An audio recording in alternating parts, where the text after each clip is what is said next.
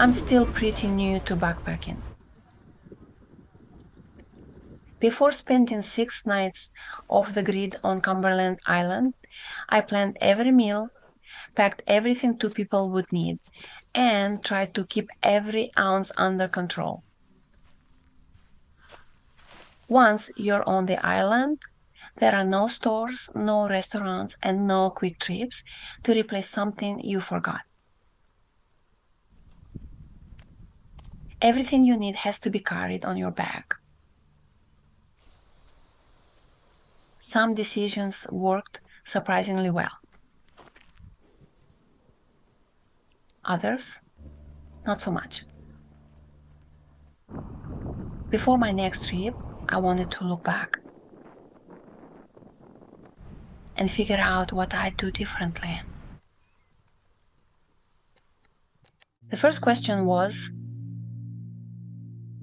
what do you eat for 6 days on a backpacking trip? I started by putting together a simple meal plan. Since this was my first backpacking trip, I wasn't trying to build the perfect backpacking menu. I just wanted meals that were familiar, inexpensive, easy to cook, and filling. Oatmeal and coffee for breakfast, tortillas for lunch, and simple hot meals like ramen, easy mac, instant mashed potatoes, and refried beans for dinner. Once I had the menu, it was time to buy everything. I got everything at Walmart. The total came to just $68 for 2 people for 6 nights. Honestly, I expected it to cost a lot more.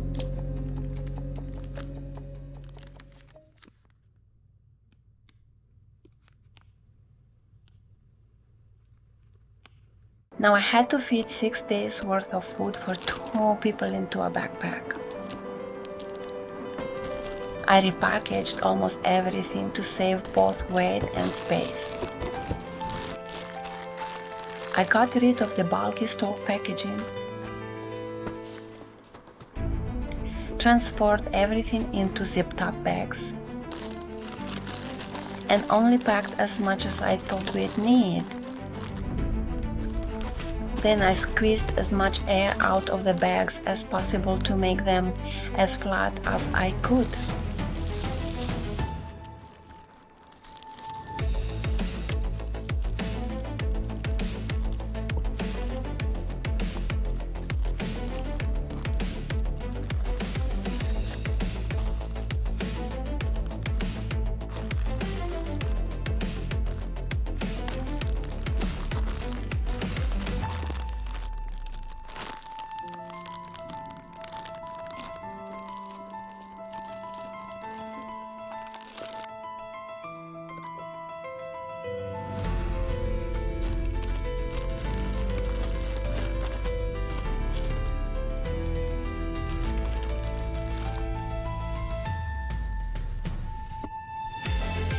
Once the food was ready, it was time to pack the rest of my gear.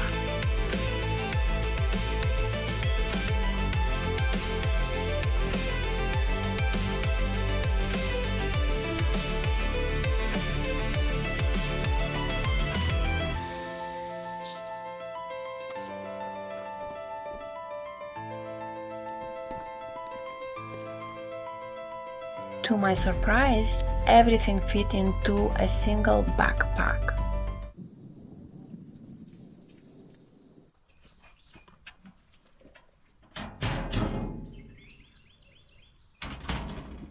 On our very first morning at camp, I opened one of the bear-proof food lockers to get breakfast. Every campsite on Cumberland Island has one of these lockers to keep food and other scented items away from wildlife. The picnic table was only a couple of steps away. I carried one bag over, set it on the table, and turned back to grab another. That's when I saw a raccoon reaching into the locker. It grabbed the first bug it could reach and disappeared into the bushes. The whole thing happened in seconds. I didn't have any chance to grab my camera. I ran toward the locker, hoping I could scare it off. But the raccoon was much faster than I was. When I checked what was missing, I realized it had stolen our entire supply of tortillas. Honestly, I was impressed. It wasn't a small bag, but somehow that little raccoon managed to drag the whole thing away. What impressed me even more was how bold it was. I'm pretty sure it had been watching me from the bushes, just waiting for me to open the locker and turn on my back.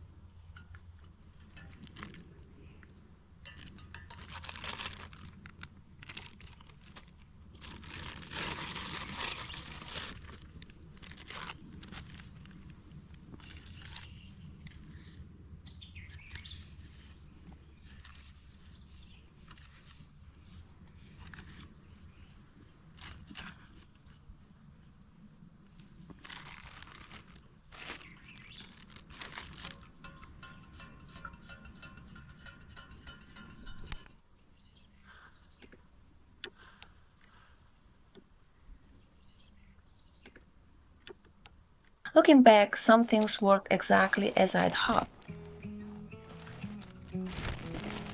Repackaging almost everything into zip-top bags saved a lot of space. Our meals were simple, inexpensive, easy to cook, and filling. In fact, even after 6 days, we still had food left over. I definitely overestimated how much we'd eat. We brought home almost half of the food we packed. And that's after one very determined raccoon stole our entire supply of tortillas. Some food sounded like a great idea when I was planning the trip, but never got eaten. I packed one bag of homemade trail mix for every day and only ate 2. It was so hot that I almost never felt hungry. Most of the time, all I wanted was water. I also packed several snack bars and didn't eat a single one. The peanut butter never even got opened. Every box of Easy Mac came home unopened too. The instant mashed potatoes turned out to be much better mixed into ramen than eaten on their own. It actually made a surprisingly good meal. But I still used less than 10% of the bag.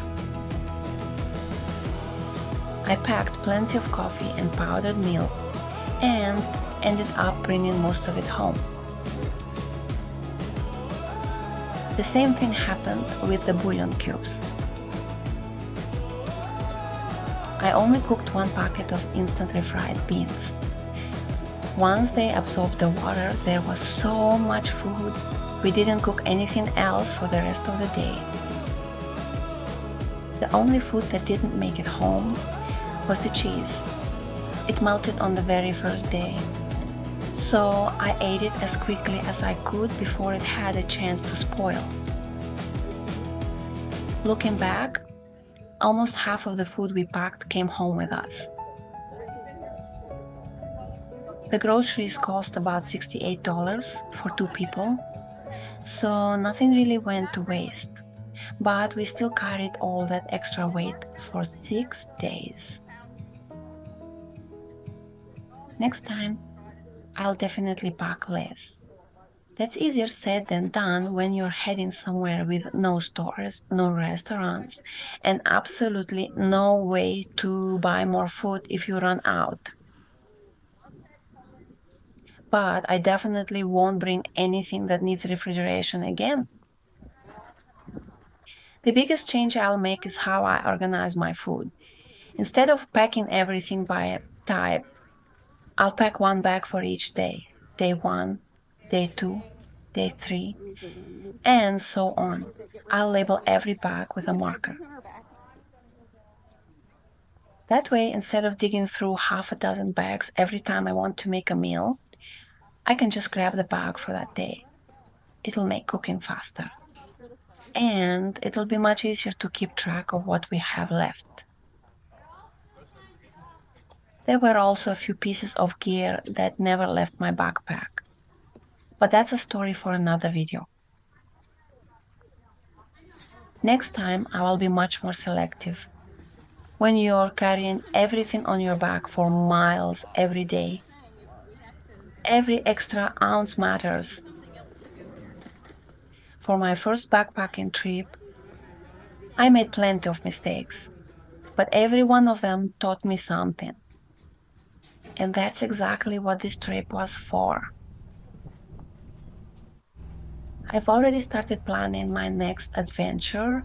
This time, it'll be a bikepacking trip. I'm sure I'll make some new mistakes, but thanks to everything I learned on Cumberland Island, I won't be making the same ones twice. Stories hide in unexpected places until we meet again on uncharted paths.